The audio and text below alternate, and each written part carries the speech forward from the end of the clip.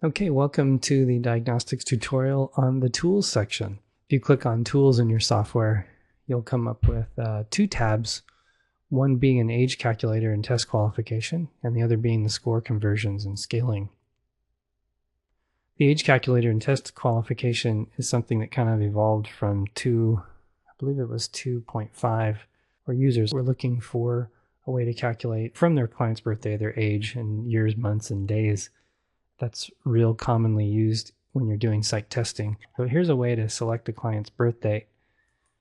Let's say you're interested in 1967, February 1st was the person's birthday, and then you're going to compare that to today.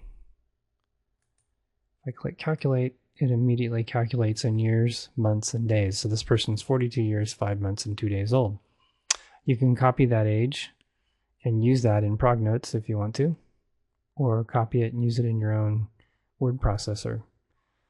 Down below, we've included about 270 psychological tests that when you calculate a person's age, it lists what psych tests they qualify for you to use. That's something clinicians have been asking for as well, especially if you do psych testing.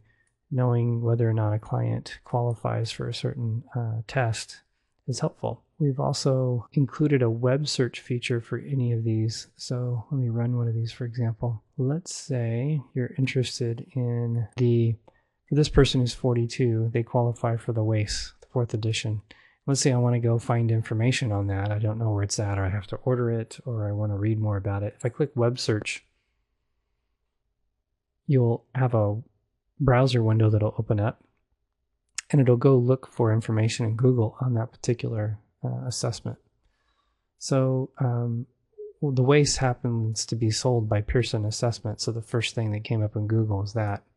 So if I click on Overview Product, it goes out to Pearson Assessments, and it pulls up information at their website on the test.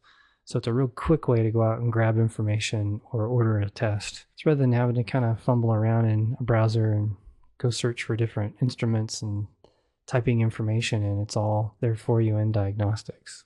Down here at the bottom is an alphanumeric find, so I can limit to tests starting with H or L or T, and it's there for you to use to help you navigate around a little bit.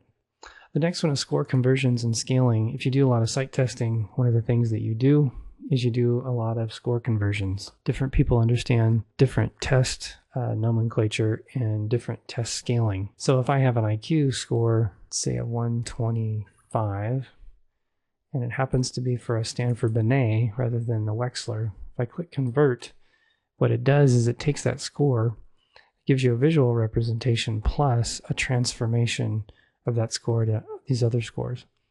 So it gives me what the Z-score is that a 125 IQ score in a Binet represents, a percentile. That's a real common translation that's used.